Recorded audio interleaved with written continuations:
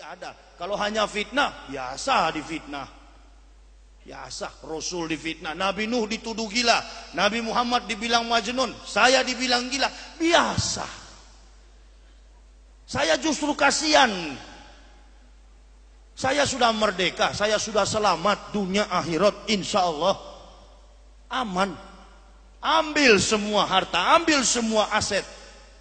Biar saya miskin. Tapi saya yakin. Sedangkan surga Allah kasih, apalagi harta terlalu kecil. Islam tidak menjanjikanmu dolar, Islam menjanjikanmu surga. Jika nilai dolar tidak mampu membeli surga, nilai surga justru sebaliknya mampu menghasilkan dolar. Tekniknya bagaimana? Ya ayyuhalladzina amanu udhulu fisilmi kafah. Masuk ke dalam Islam sungguh-sungguh, benar-benar. Berjuang, berjihad. Jihad bukan rakit bom. Allahu Akbar. Kalau rakit bom itu lihat polisi lari, itu bukan jihad, men. Silakan kalau ada yang tersinggung cegat. Saya kan pulang pakai mobil. Ustadz mesti berani. Saya banyak membaca Umar bin Khattab punya kisah. Allah senang kalau pejuang-pejuang Islam itu mengikuti zaman. Islam itu kan bukan agama yang stagnasi. Bukan agama yang gampang diputar-putar oleh kafir. Bukan. Bukan. Tapi Islam itu adalah agama yang dewasa. Yang mampu membaca realita. Dan kemudian tidak hanyut oleh realita. Islam begitu. Nabi Muhammad tidak pernah mengecap pendidikan formal. Jago soal ekonomi, jago soal teknik, jago dalam strategi perang, jago dalam politik, semua dia jago. Nah, kita pengikutnya harus jadi itu. Cinta Islam, cinta Allah, cinta Rasulullah. Jadi jenderal, jadi seperti Pak Susilo Bambang Yudhoyono, jadi seperti Ibu Sri Mulyani. Itu. Maka Islam menjadi kekuatan dimanapun kita pergi dan kita berada. Orang akan segan. Wah, saya mau kasih tahu. Orang kafir Yahudi dan Nasoro itu walantardo ankal Yahudu walanasoro hatta tatabia milatahum. Mereka paling senang kalau umat Islam itu enggak berpendidikan. Belanda punya mau-mau yang begitu, kolonial, penjajah. Supaya kenapa? Supaya gampang ditukar dengan Indomie. Jadi saya mau kasih tahu masalah Indomie, saya mau kasih tahu orang yang murtad dari Islam bukan karena Indomie, memang dirinya suka murtad. Indomie itu kan ada cap, ada tulisan Arab halal. Ada cap Majelis Ulama Indonesia, berarti halal. Kalau pendeta datang bawa Indomie, bilang sama Pak Pendeta, Pak Pendeta kurang ini, 1 kontainer lagi. Tapi jangan murtad. Ya memang karena kita suka murtad juga, begitu kira-kira. Jadi tidak ada alasan tentang Indomie itu, enggak. Buktinya kami berani melepaskan diri dari Kristen dan masuk Islam tanpa ada gaji. Tidak perlu cari-cari materi. Kalau hanya mau cari uang, rugi dong. Kalau hanya mau cari kesempatan untuk supaya dapat uang, rugi. Masuk Islam rugi. Rugi. Kalau hanya mau cari finansial, saya sudah digaji. Dan sekarang kalau saudara tanya, berapa gaji saya? Gaji saya 1 bulan 30 hari. Mana ada ustadz digaji? Enggak. Saya hanya berharap ridha dari Allah. La haula wala quwata illa billah. Obama presiden Amerika, Allah yang kasih makan. Mubarak yang masih kepala batu itu juga Allah yang kasih makan. Presiden kita SBY Susilo Bambang Yudhoyono RI 1 juga berharap dan bergantung kepada Allah. Nah, kita juga begitu, harus bergantung kepada Allah. Makanya saya tidak pernah khawatir dalam hidup ini. Hidup semua sementara kok. Yang Allah nilai adalah amal soleh kita. Apa yang kita buat di dunia. Itulah sebabnya kalau orang Islam sholat, saya pelajari ya. Saya tiap kali wudhu, saya dari dulu kenapa harus basahin tangan? Oh, mengingatkan kita supaya jangan nyolong kotak amal. Itu satu. Kalau kepada pemerintah, jangan nyolong uang rakyat. Kepada DPR begitu juga, jangan nyolong uang rakyat. Kira-kira begitu. Nah, apa-apa. Ini kebenaran, nggak usah sembunyi. Menjadi ustadz ya harus begitu dong. Nah, daripada dikejar-kejar, makanya saya katakan, Islam itu dalam aplikasi dan realisasinya Tidak perlu terlalu tinggi melambung. Kenapa? Karena kalau terlalu tinggi Islam kita, besok dikejar-kejar Densus 88. Itu ada Densus ada. Yang sedang-sedang saja, kata lagu dangdut ya. Kata siapa itu? Titik Kamal atau siapa bilang begitu? Yang sedang-sedang saja. Waktu sholat, pergi sholat. Waktu bulan Ramadan, puasa. Ya. Waktu bersedekah, sedekah. Ada rezeki dari Allah, pergi ke tanah suci. Belum sempat haji, umroh dulu. Begitu, diploma dulu. Nanti sarjananya kalau ada rezeki. Tapi saya sampai hari ini juga berpikir, kok begitu banyak orang Islam di Makassar, di Kalimantan, di Jawa yang buta huruf, tapi bisa naik haji. Loh kok masa ada yang dia alasan, oh karena miskin, bisa dimurtadkan Kristen. Miskin bukan karena Allah. Allah tidak mau jamaahnya miskin, pengikutnya, penyembahnya miskin, tidak mau Allah.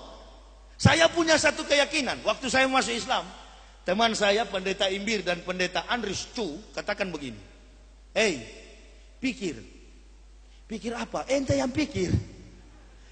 Kalau masuk Islam, kamu dipecat, habis gajinya. Kamu masih muda ya. Pikir dulu, karena kamu terlalu banyak belajar filsafat, makanya kamu gila. Saya masuk Islam, saya katakan tidak. Saya harus masuk Islam. Kamu kalau masuk Islam pasti tidak punya gaji lagi. Dan jabatanmu pasti diambil orang. Oh silakan.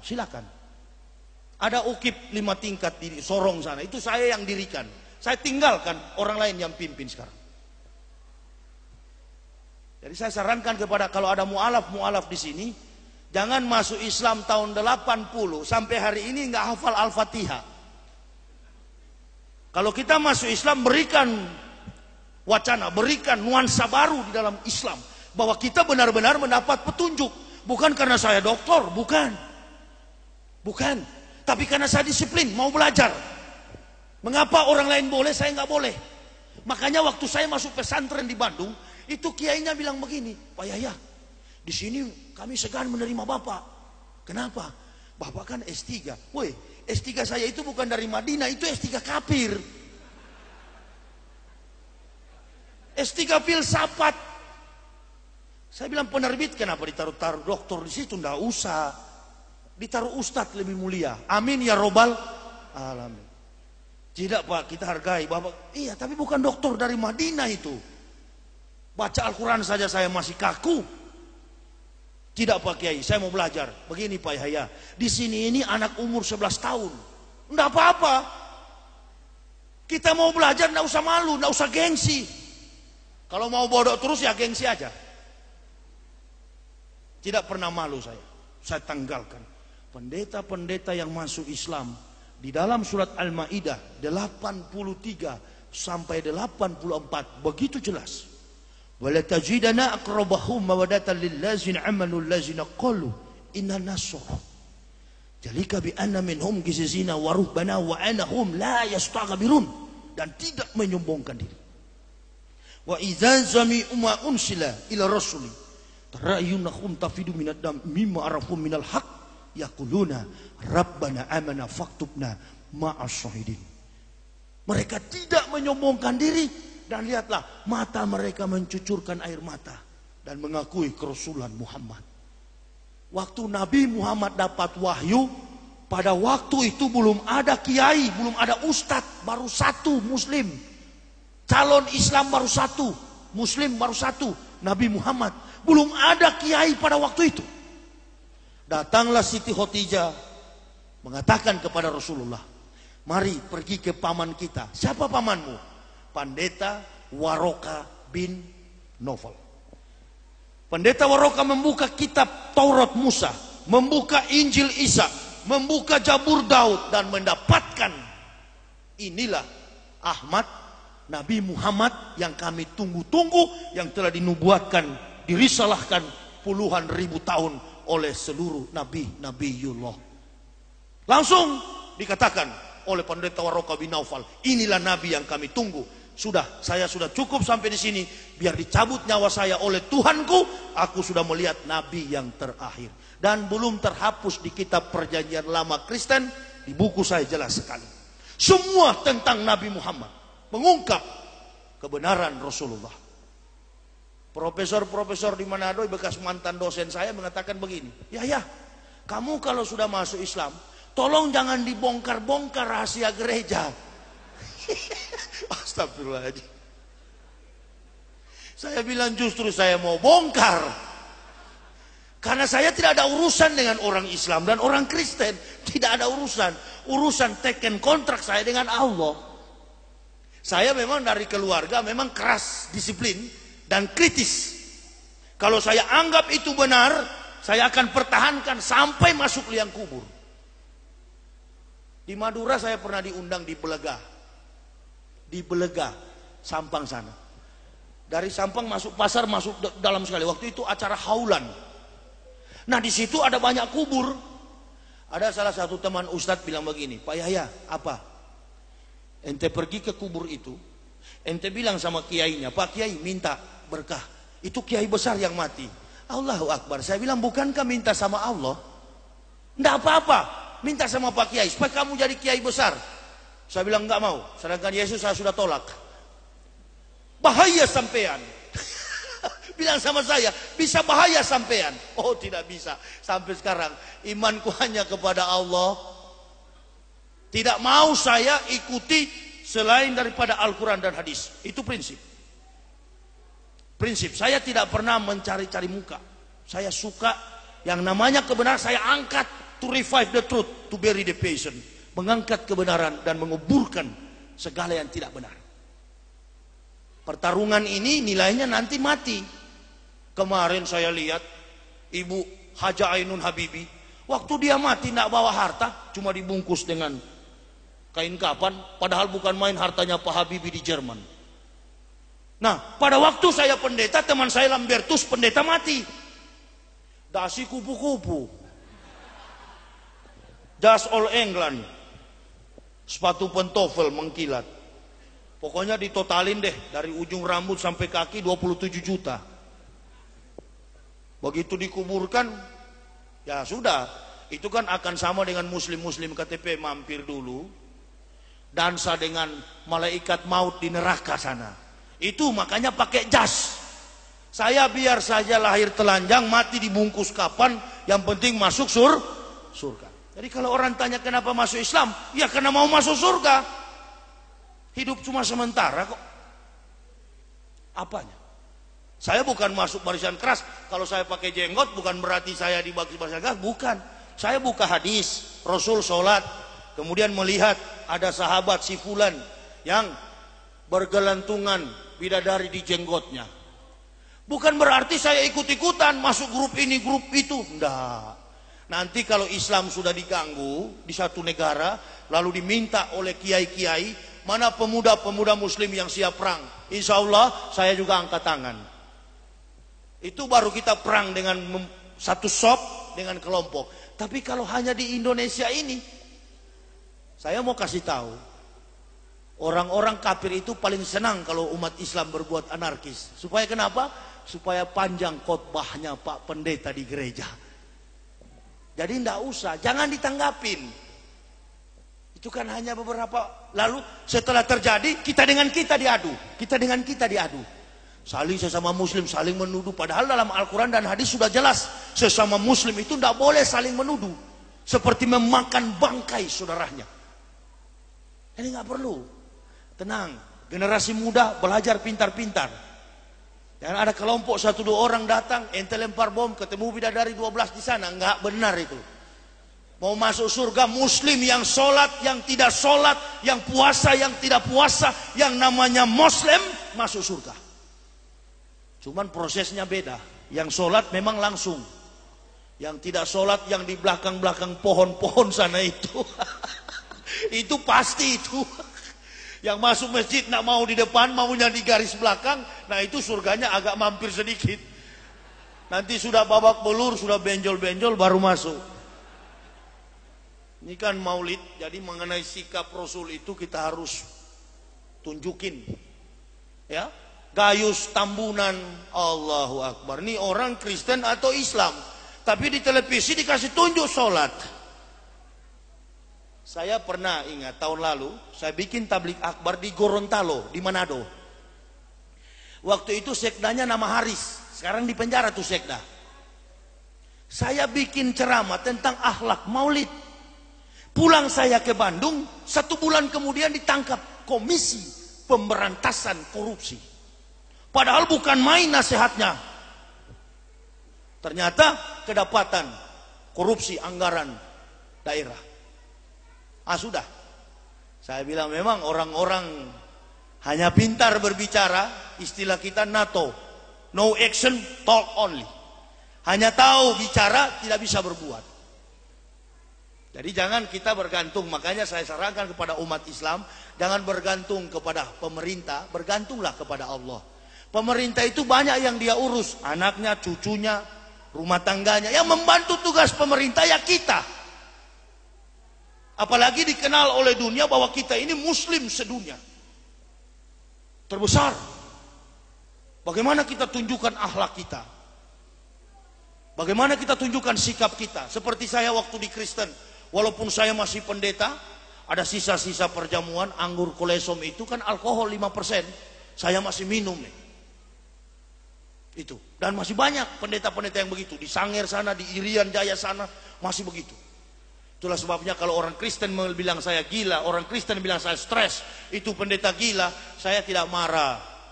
Karena waktu saya masih pendeta ditanya mana Tuhan, itu di dinding. Waktu saya masuk Islam 7 bulan di Bandung, saya tanya sama orang gila, mana Tuhan? Dia tunjuk ke atas. Jadi kira-kira siapa yang gila? Saya yang tunjuk ke dinding atau gila yang tunjuk ke atas? Nah berarti waktu saya masih pendeta, saya lah yang gila. Jadi yang tepat tuduhan terhadap kami bukan gila. Mu'alaf di dunia ini yang masuk Islam bukan gila. Kami baru sembuh dari gila, begitu. Jadi saya tidak pernah marah. Enggak. Ketemu orang Kristen di mana-mana, mereka bilang itu Yahya. Naik pesawat, saya pakai sarung. Dakwah ke luar negeri, saya pakai sarung. Tidak pakai celana panjang, enggak. Enggak, saya di mana-mana pakai sarung. Berdakwah begitu daripada dulu. Karena pendeta dengan saudara jangan pikir bahwa Kristen dengan Kristen itu sama dengan umat Islam. Tidak. Orang Kristen dengan Kristen itu tidak rukun, tidak damai. Gereja Pantekosta melarang jemaatnya pergi ke Protestan. Gereja Protestan melarang jemaatnya pergi ke Pantekosta Katolik. Kenapa? Karena masing-masing pendeta mempertahankan omset income. Dia pimpin 100 kepala keluarga, rata-rata kalau satu keluarga 1 juta gajinya, berarti income pendeta tiap bulan 10 juta. Karena 1/10 dari gaji bayar ke Pak Pendeta. Makanya gereja dari zaman berdirinya sampai hari ini, gereja tidak pernah aman. Nah itu. Jadi kita sebagai umat Islam, saya masuk masjid, tidak ketahuan mana NU, mana Muhammadiyah. Dia mau atayat akhir, dia mau lurus begini, dia ada juga yang goyang-goyang begini. Enggak. Saya tadi baru sholat di BRI Syariah. Saya nginap di hotel Syariah. Kebetulan sholat asar tadi di samping orang yang gini-gini. Benar, saya tadi baru sholat gini. Dia putar begini, dia putar begini. Enggak apa-apa. Atau mau dicungkil-cungkil juga begini.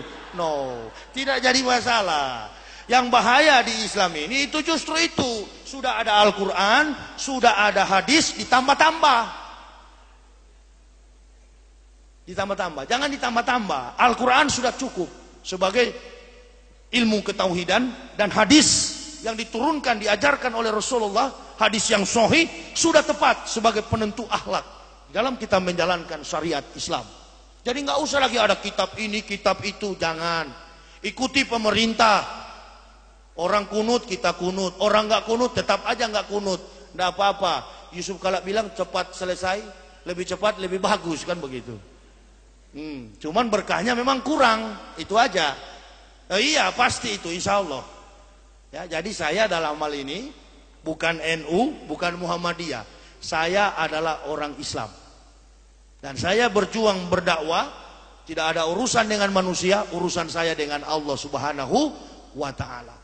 Mungkin Bapak kenal komisaris polisi di Polda, Husein, Kompol Husein. Pernah ngundang saya Pak ceramah di Polda Jatim. Beliau bisik sama saya, Pak Yahya, apa? Kalau ceramah di sini pelan-pelan. Kenapa Pak? Di sini banyak polisi Kristen. Saya tahu ente tidak ada nat kalau bicara. Oh iyalah, saya siap Pak Husain, pelan-pelan. Begitu saya ceramah, ya ini kebenaran. Saya katakan, polisi-polisi Kristen di Polda Jatim ini nanti kalau mati masuk neraka. Oh stop. Nah, memang betul. Kenapa sih? Ini kan kebenaran. Apa urusannya? Silakan. Saya sudah katakan, silakan. Saya sudah siap menghadapi apapun resiko. Saya jamaah jangan bela, biar. Supaya orang tahu bahwa inilah kebenaran. Umar bin Khattab sudah tidak ada, tapi generasinya tetap ada. Kalau dia pakai pedang, saya tidak pakai pedang. Saya pakai akal, saya pakai ilmu, saya pakai sains, ilmu pengetahuan. Mari. Justru saya sayang, ayo kembali. Masih di dunia. Karena kalau saya tidak sampaikan kebenaran ini, kalau saya mati, Allah katakan, hei, masih kurang. Mungkar, la baik ya Allah. Nakir, ya baik ya Allah. Hajar tu Muhammad Yahya. Ada yang dia sembunyi waktu dia berdakwah. Ini. Jadi tidak ada urusan dengan manusia. Bukan saya cari-cari muka sama umat Islam. Waktu saya ditelepon di masjid ini 7 bulan yang lalu, panitia membawa undangan ke rumah saya di Bandung. Saya pernah di Kendari ceramah Masjid Al-Akbar, di sebelahnya ada gereja Gap Sultra. Hanya beda dinding. Kebetulan pendeta yang di sebelah itu teman saya waktu kuliah, Wilson.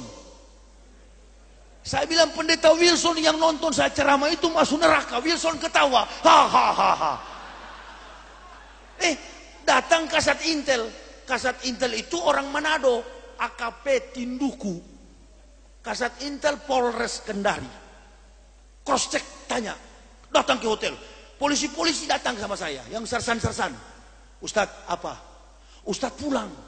Komandan saya bersenjata. Dia marah sama Ustadz. Allahu Akbar. Mana komandan? Suruh ke sini supaya saya islamkan. Begitu. Datang. Assalamualaikum Ustadz. Saya tidak balas. Karena belum disunat. Kan begitu. Enggak saya balas. Silakan komandan duduk. Allahu Akbar. Ustadz, apa? Ustadz, saya ceramahnya bagus sekali, saya mau mengerti. Tapi Ustadz bilang pendeta saya masuk neraka, itu yang membuat saya tidak senang. Itu maksud Ustadz apa? Begini, jangankan pendeta Bapak, sedangkan Bapak biar jenderal 100 bintang juga neraka. Saudara tidak tahu bahwa saya justru sayang. Pangkat jabatan kita di dunia ini hanya sementara, ketika mati habis semuanya. Dan ulama-ulama yang menyembunyikan kebenaran itu akan disiksa di dalam kubur. Ada ayatnya. Kalau tahu sampaikan, jangan sembunyi-sembunyi. Rasul dalam rakaat yang pertama, Rasul sholat. Bismillahirrahmanirrahim. Alhamdulillahi Rabbil Alamin. Ar-Rahmanir Rahim. Maliki Yawmiddin.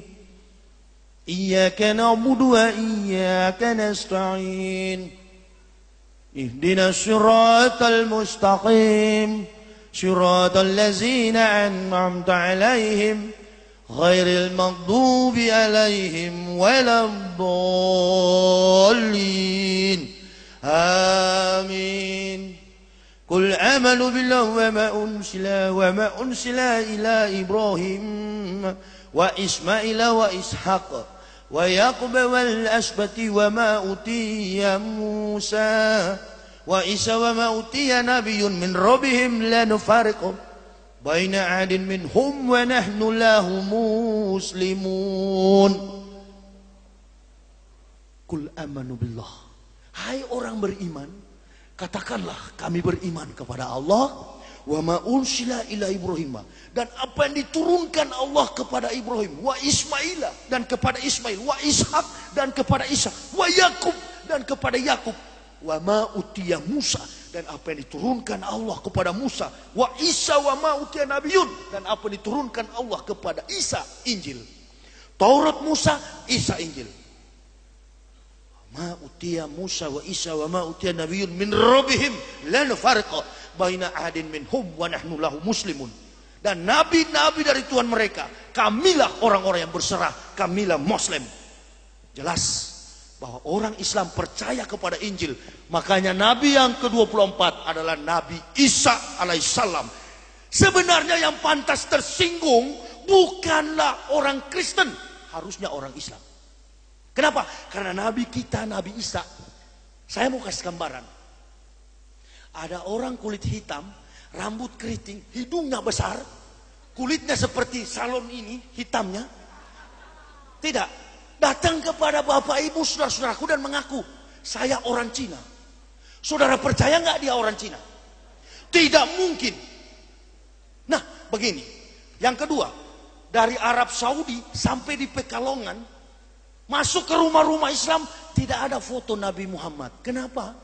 Karena di zaman Rasulullah belum ada tukang foto. Kenapa belum ada tukang foto? Karena zamannya masih kuno. Nah, kalau zaman Rasul masih kuno, bagaimana mungkin dengan Nabi Isa yang 5.576 tahun sebelum Muhammad ada fotonya? Jawab. Jawab itu semua pendeta saya sudah tanya. Apa dia bilang? Kami tetap beriman.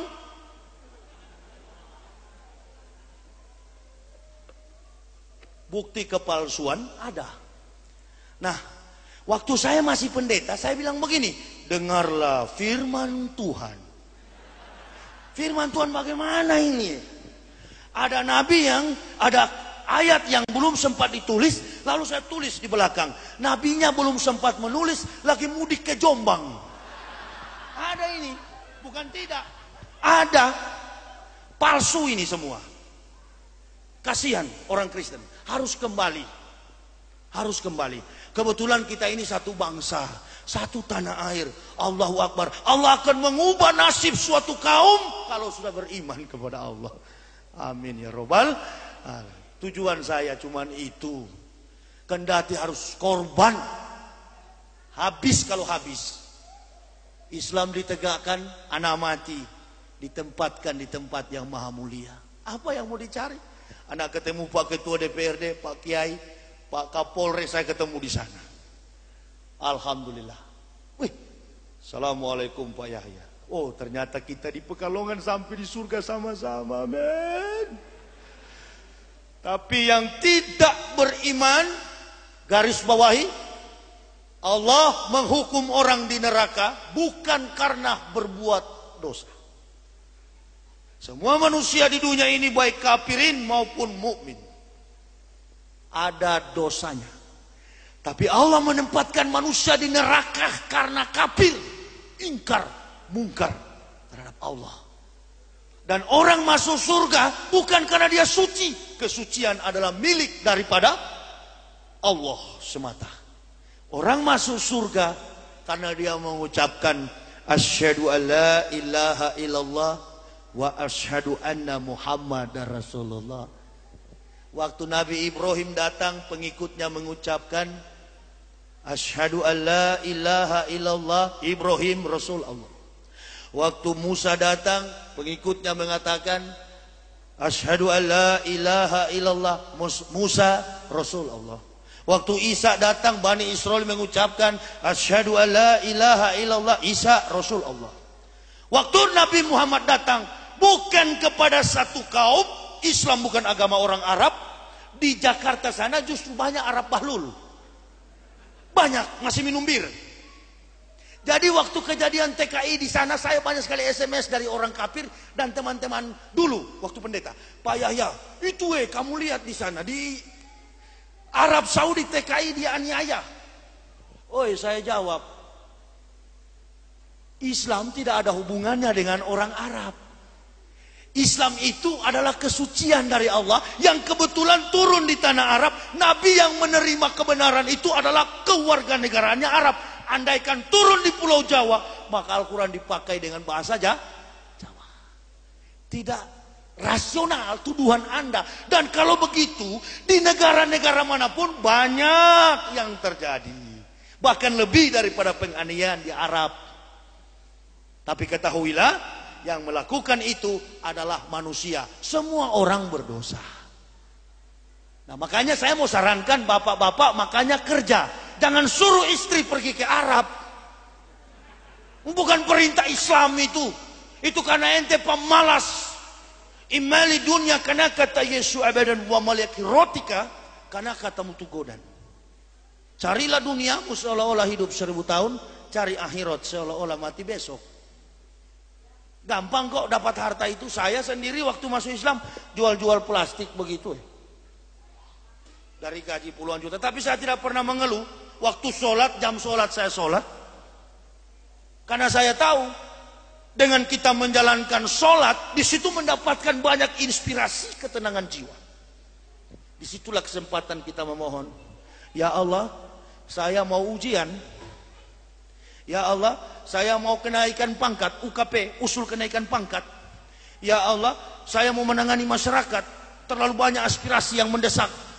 Ya Allah, saya akan pergi studi banding. Bukankah saya adalah umatmu ya Allah, yang beriman kepada, melimpahkanlah kekuatanmu ya Allah. Hamba sesungguhnya tidak mampu. La haula wala quwata illa billah. Lalu sikap robah. Silaturahmi al-rizqon. Bersilaturahmi dengan sama muslim. Berbaik-baikan dengan sama muslim.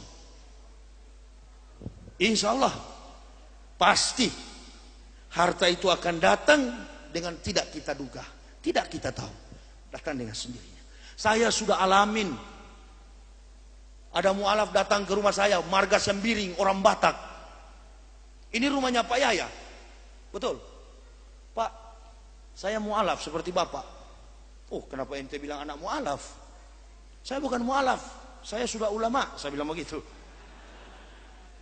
Masalahnya dia datang sama saya ini sudah dengan kopor. Inilah terkadang orang anggap mualaf-mualaf itu orang-orang yang hanya sembarang-sembarang. Datang masuk ke rumah saya coba. Sebegitu saya. Kalau ada mualaf saya coba. Kenapa? Karena saya masuk Islam jam 11 siang. Sebelum asar sudah masuk di memori saya itu Al-Fatihah. Bahkan saya ketemu penjual ikan 3 kali. Tidak menyebutkan namanya. Kecerdasannya minta ampun. Begitu saya disunat. Dicari penjual ikan itu tidak ketemu sampai hari ini. Saya tidak usah terlalu banyak masuk ke dalam, tapi dengan beliau ada satu ayat yang sampai saat ini dalam tempo 4 menit saya hafal tuh ayat. Inna anzalnahu fi lailatul qadar wa ma adraka ma lailatul qadar. Lailatul qadar khairan min alf syahr. Tanazzalul malaikatu wa ruh bi izni rabbihim min kulli amr. Salamun hiya hatta matla'il fajr. Hilang beliau. Istri saya ada di mobil. Dia sempat berapa kali usir. Saya heran, bajunya compang-camping, tapi parfumnya seperti pohon zaitun. Saya pernah cium Pak Kiai. Imam Yahudi pakai minyak zaitun itu saya pernah cium. Orang penjual ikan itu pakai. Dan sampai hari ini masih dengan saya. Saya yang tadinya penyakit gini-gini waktu pendeta. Parkinson. Saya belajar filsafat. Masuk Islam sembuh. Sehat sampai sekarang. Tidak pernah ada sakit. Berkendaraan keliling Indonesia. Kemarin saya baru pulang dari Lampung jam 8 malam. Tadi malam jam 1 tiba di sini. Keliling Indonesia. Kenapa? Saya pikirkan. Bukan pikirkan bagaimana saya ngumpul uang. Bukan. Tanyalah panitia. Begitu mereka telepon sama saya bilang jangan repot dengan saya. Saya punya majikan. Allah Subhanahu wa taala. Saya bukan cari-cari popularitas, saya berusaha. Terus terang, saya jual buku karena tidak dilarang di dalam Islam. Ini kemampuan, ini ilmu, tapi isi di dalamnya jangan diukur dengan nilai uang. Sudah banyak, sudah ribuan orang Kristen di Indonesia yang sudah saya Islamkan. Tanya, Nabi Muhammad tidak ada foto, kok Yesus ada foto. Itu foto siapa? Foto siapa? Oh, ternyata fotonya artis Hollywood yang bermain pada film The Passion of the Christ, penderitaan Kristus. Artis William Steve. Tidak mungkin, pikir baik-baik, tidak mungkin itu Nabi Isa. Saking lemahnya teori Bible Kristen, maka dihadirkanlah simbol-simbol fisik. Manusia disiksa, supaya apa? Nurani manusia runtuh. Dan di saat runtuh, disitulah fanatisme timbul. Kalau tidak mempan lagi, gereja punya strategi lain. Lagu, nyanyian. Sudah. Saya bekas pemimpin jadi tahu. Bagaimana supaya jemaat itu bertahan. Tapi ini adalah kebohongan. Di dunia, oke, karena menghormati sistem pemerintahan, sudah, iya-iya saja. Tapi umat Islam yang bukan dari kafir jangan ikuti seperti saya. Saya mau katakan, yang mengerti rahasia negara, pejabat negara. Yang mengerti rahasia politik adalah politisi. Yang mengerti rahasia masak adalah koki. Yang mengerti soal kafir adalah mantan kafir. Jangan ikuti. Ini bukan keras, bukan fanatis untuk mensupport supaya kita melakukan anarkisme. Bukan. Tujuan ini supaya kita mempertahankan Rasulullah SAW. Al-Islamu ya'lu walah yu'la alaihi. Agama Islam itu agama yang tinggi. Jadi jangan sampai direndahkan oleh sikap kita yang tidak Islami itu. Kalau kita sudah yakin Islam benar, biar aja. Percaya sama saya, Islam mudah disalahkan. Kenapa? Kenapa? Karena kelemahan-kelemahan Muslim KTP. Tadi baru saya gunting rambut di Kapsalon situ, saya naik beca, ada tukang beca pipis nggak tanpa cebok. Tanya becak saya, hei mas berhenti dulu. Pale, itu siapa? Dia agamanya apa? Sama-sama pak Islam. Sini. Hei, Islam punya aturan main. Jangan pipis sembarangan. Ente kalau mau pipis harus cebok. Kenapa saya katakan begitu? Kami orang yang bergerak front terdepan, berjuang atas nama Islam. Jangan sampai al-Islamu mahjubun bil muslimin. Islam dirusak oleh orang Islam sendiri. Kalau di Kristen saya keras mempertahankan argumen ketuhanan Yesus, sebaliknya. Sekarang saya lebih keras mempertahankan kebenaran Islam. Kenapa? Karena Islam ini benar. Sedangkan di kafir saya keras, apalagi sekarang. Keras, tegas, itu yang diinginkan oleh Allah. Silakan orang tidak ingin, silakan. Banyak jalan bisa ditempuh dengan hukum. Saya tidak perlu pakai TPM, tim pengacara muslim. Tidak perlu. Yakin, kalau rizki, jodoh dan maut itu adalah kehendak Allah. Kalau Allah belum kehendaki, tidak bisa terjadi. Saya jadi Islam, bisa memeluk, mengucapkan syahadat. Bukan pindah agama. Kembali kepada fitrah. Al-Quran cukup jelas. Alastu bi rabbikum qalu bala syahidna. Hai ruh, hai rohim, hai janin. Kata Allah, katakanlah bahwa kami adalah Tuhan. Katakan, tanya sama orang-orang kafir itu. Ente lahir dari kandungan ibu atau dari batu? Kalau lahir dari kandungan ibu berarti kamu dulu muslim, fitrah. Makanya dalam Islam tidak ada anak haram. Bukan main sucinya ajaran Islam. Jangan main-main, jangan dilecehkan, jangan direndahkan. Wah, Pak Yahya ini mau tahu apa, dia cuma mualaf. Tunggu dulu. Saya sudah bilang dalam statement awal ceramah saya tadi, tidak ada manusia di Indonesia ini yang berani. Mungkin tadi Pak Wali Kota agak sudah dengar background saya, ini bekas pendeta, pasti menyinggung Kristen. Bukan disinggung, sindir saja, begitu. Tidak ada urusan saya dengan siapapun, tidak ada urusan. Tidak ada urusan dengan Pak Wali atau siapa, saya tidak ada urusan. Saya urusan dengan Allah. Alamat saya di Bandung, silakan. Banyak ancaman, tapi belum mati-mati juga. Banyak. Tidak perlu saya dibela-bela. Bapak saya sebelum meninggal dunia ada pesan sama saya. Kamu kalau yakin dengan Islam, ini ada tentara. Bapak saya dulu di Korem Pak, ini Intel, lama 32 tahun Intel. Bapak saya katakan apa? Kalau kamu yakin Islam ini benar, jangan pakai kelompok. Di Indonesia ini mengakui Bhinneka Tunggal Ika. Kalau kamu yakin, lepaskan dirimu hanya dengan sana, vertikal, kantek, hubungan dengan Allah Subhanahu wa Ta'ala. Lepas, jangan bergabung dengan organisasi apapun. Harus korban, bukan jadi pahlawan. Kok kemarin ribut? Orang menjadi pahlawan kok ribut? Belum tentu juga pahlawan kalau masuk surga. Iya kan? Kalau pahlawan orang kafir ya tetap neraka. Sudah mati menjadi pahlawan, mana dia tahu sudah bangkai. Allahu Akbar. Saya tidak ada yang saya rebut di dunia ini. Bagaimana kalau saya mati, anak istri saya mati, kami satu keluarga, cuman istri saya itu yang agak ragu waktu pertama masuk Islam. Ada di mobil dia, ini bekas pendeta juga. Pak, kalau masuk Islam makan apa? Karena memang ini ibu-ibu di kepalanya ini uang semua.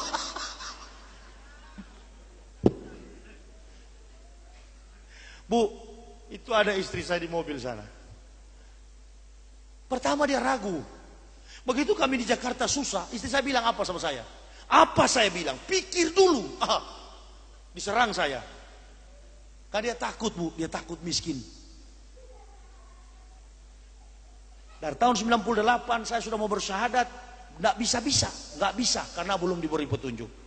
Ketika Allah memberi petunjuk, amin, semua jadi gelap. Saya masuk Islam. Harta saya hanya kain sarung 12 dan baju koko 6 biji. Saya berjanji di hadapan Allah, saya akan syiar Islam sampai akhir hidup saya. Saya tahu sejak berdirinya Islam sampai sekarang tetap diganggu oleh kafir. Tetapi kita sebagai umat Islam, kita adalah orang-orang yang waras, kita orang-orang yang sadar. Sadarkanlah diri kita, jangan terpancing. Tadi saya katakan, orang-orang kafir itu anggaplah anak kecil. Dia tidak akan mampu mengalahkan Islam. Islam mudah disalahkan, tetapi sukar untuk dikalahkan. Pegang baik-baik. Mudah disalahkan karena memang sikap seorang muslim tidak Islami. Coba perhatikan yang tadi saya katakan, pipis di jalan tanpa cebok. Itu hanyalah berlaku bagi orang-orang yang bukan Islam, yang belum bertobat, yang belum bersyahadat. Itu Islam masuk WC ada ayatnya, mau sholat ada ayatnya, mau apa saja, bahkan mau tidur dengan istri ada ayatnya, mandi junub ada, dipelajari. Itulah sebabnya saya di UIN Malang kemarin waktu saya bikin tausiah di sana dan seminar, saya katakan bedah buku, saya katakan di UIN Malang, Islam itu agama para profesor.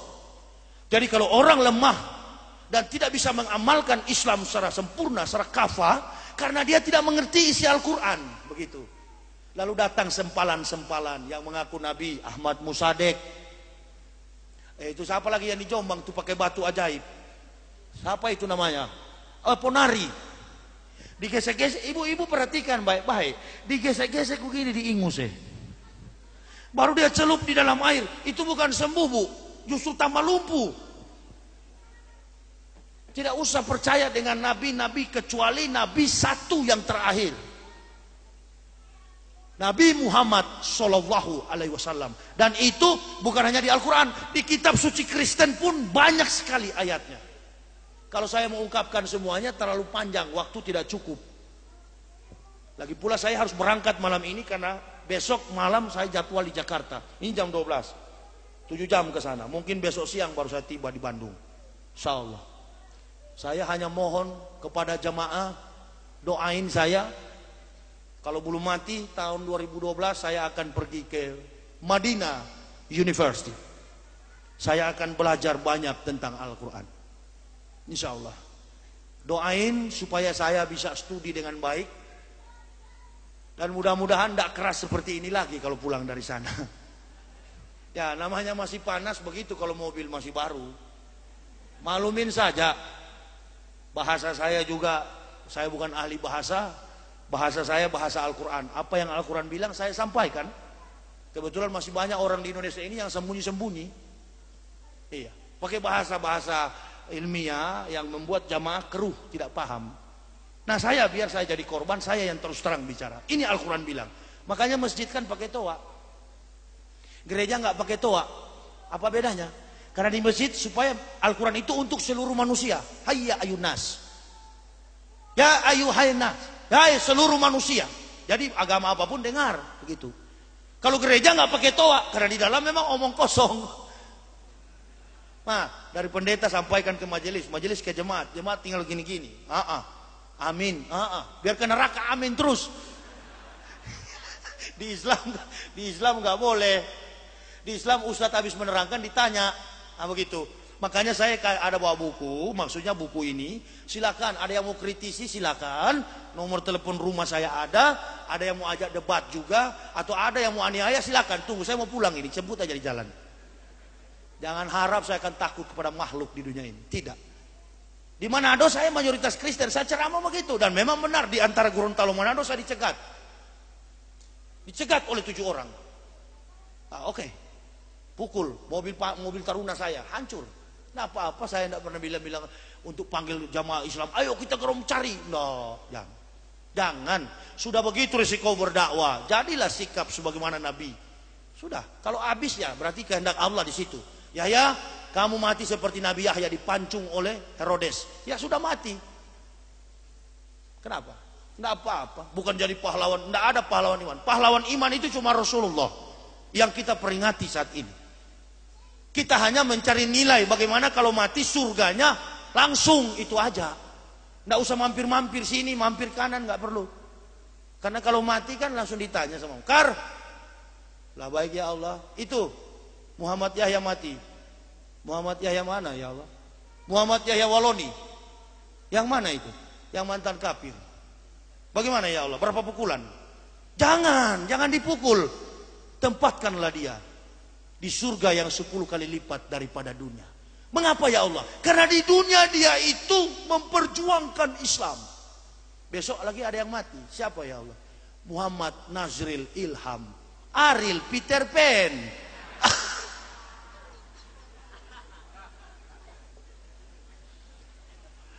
Ya Allah, apa? Di Bandung ada yang mati juga nama Muhammad. Muhammad siapa? Nazril Ilham. Bagaimana ya Allah? Kar, ente hajar di rusuk kanan, kir, ente hajar di rusuk kiri. Pokoknya kasih bengkok-bengkok deh kata Allah. Begitu. Nah, bukan seperti dipukul polisi. Aduh, ampun Pak, di sini sudah patah Pak. Enggak, kalau malaikat hajar enggak bisa ampun-ampun. Pokoknya siksa kekal. Enggak ada vonis 10 tahun seperti Gayus 7 tahun enggak. Itu. Jadi saya bersyukur, alhamdulillah. Ibu-ibu kok banyak sekali ibu-ibu lah malas pakai jilbab. Pergi ke salon, gunting, potong rambut. Habis potong dikasih warna. Di sini kuning, di sini merah, di sini biru. Kalau jalan seperti burung kakatua. Itu. Tapi bagus. Hah? Ada anak SMA, "Dek, kamu nggak pakai jilbab?" Jangan paksa dong. Bukan paksa. Wajib. Belum siap, berarti belum siap masuk surga. Menutup aurat secara estetika, Islam itu unggul. Tadi logika, etika sudah menang, estetika. Saya waktu pendeta paling senang karena mimbar gereja tinggi. Jadi paling senang kalau khotbah begini, lihat-lihat sama ibu-ibu, paling senang. Apalagi kalau yang hadir itu cuma baju 1 tali. Kan banyak masuk gereja gitu kan? Siapa yang paling seksi, itulah yang paling dicintai oleh Yesus. Tapi di Islam, dari depan sini, mana oma-oma, nenek-nenek, sama gadis-gadis, sulit mau dibedakan. Kenapa? Karena sudah tertutup auratnya, semuanya sudah percaya, cantik, beautiful. Di Kristen enggak? Pendeta paling senang, paling lama diceramah. Jadi, waktu cuman saya agak malang nasib saya. Karena yang saya lihat di bawah, saya 16 tahun di Irian dari tahun 90. Ya sudah, enggak usah terus. Mau lihat apa di bawah ini? Arang semua. Sudah arang neraka pula. Cocok. Kayu bakar paling bagus itu. Alhamdulillah. Saya sudah capek. Saya berhenti dulu bicara karena saya mau pulang. Begini sudah bahasa saya. Namanya bekas kafir ya begini. Belum pintar, masih mau belajar. Insya Allah 5-10 tahun ke depan, jika dipercayakan oleh jamaah, saya targetnya bukan cuma begini. Di Kristen saya doktor, di Islam harus profesor. Siapa tahu besok-besok sudah mulai pelan-pelan ceramah, bisa tafsir al-misbah seperti Prof. Quraisy Shihab, gitu, seperti Gus Dur. Tapi untuk masuk di politik sampai mati saya tidak. Kiai-kiai, ustadz-ustadz saya katakan, tidak usah berpolitik. Politik itu ada yang menanganinya. Sarjana politik. Kalau begitu tidak usah ada kampus ilmu politik. Kok kenapa kita ulama mau berpolitik? Tidak usah. Biar serahkan kepada generasi kita. Sarjana politik, sarjana ekonomi, sarjana hukum, mereka yang berpolitik. Kita ulama standarisasinya kebenaran. Sampaikan, hei, berpolitiklah yang baik. Hei, manajemen ekonomi yang baik. Atur negara kita dengan penuh kebijaksanaan menurut Al-Quran dan hadis. Titik. Itulah tugas ulama. Insyaallah. Saya hanya satu yang salah di Kristen dulu. Yesus saya tuhankan itu. Tapi sekarang saya sudah menuhankan Tuhannya Yesus, Allah Subhanahu wa taala. Insyaallah iman keislaman kami akan tetap kokoh hingga tiba hari pembalasan kiamat. Mohon doa dari Bapak Ibu saudara-saudaraku. Karena perjalanan saya mungkin memakan waktu 8 jam, saya akan pulang bersama anak istri. Mohon maaf kalau ada kekurangan, saya, kehilafan saya, semua yang saya sampaikan dari dasar nurani saya yang paling dalam. Saya mencoba memperjuangkan Islam. Dan apa yang saya perjuangkan tidak keluar dari jalur Al-Quran. Bapak Ibu saudara-saudaraku yang ingin melihat pikiran saya lebih lanjut, ada buku saya di mobil, D700YW. Silakan ambil, tapi bayar. Karena buku ini saya dari Bandung, tidak, mobil saya itu bukan pakai air sumur. Sekali parkir di pompa bensin ratusan ribu. Bagaimana supaya saya punya dana berdakwah? Saya membawa buku. Silakan. Lebih baik jual buku tapi halal, bermanfaat, daripada saya harus seperti dulu di kapir, taunya duduk tidak kerja, dapat uang. Itu dosa. Jadi siapa yang ingin menjiwai buku saya, pikiran saya, ada 3 judul. Surga bagi Islam, neraka bagi Kristen. Islam meruntuhkan iman sang pendeta. Ini biodata saya.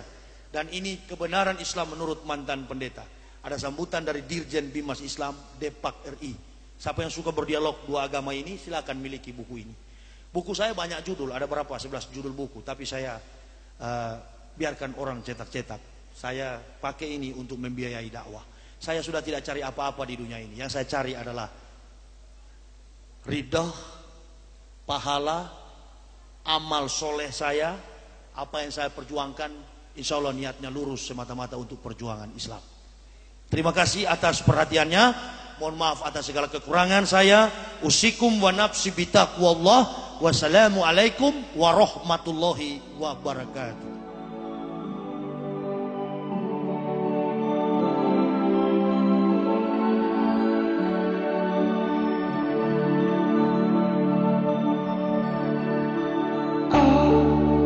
Sebut namamu setiap aku sujud, mengikuti kewajibanku, kusucikan diriku, ku mohon ampunanmu dari segala dosaku. Hanya padamu ku bergantung dalam hidup dan matiku. Hamba insan biasa yang tak luput dari dosa-dosa. Segala puji bagimu, ya Allah, ya Tuhanku.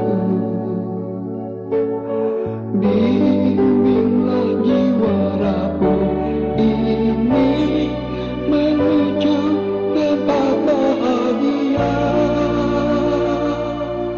dengan menyebut nama Allah yang Maha Pemurah lagi Maha Penyayang. Segala puji dari Allah Tuhan semesta alam, Maha Pemurah lagi Maha Penyayang, yang menguasai hari pembalasan. Hanya Engkaulah yang kami sembah, dan hanya padamu-Lah kami mohon pertolongan. Tunjukkanlah ya Allah kami jalan yang lurus, yaitu jalan orang yang telah Kau anugerahkan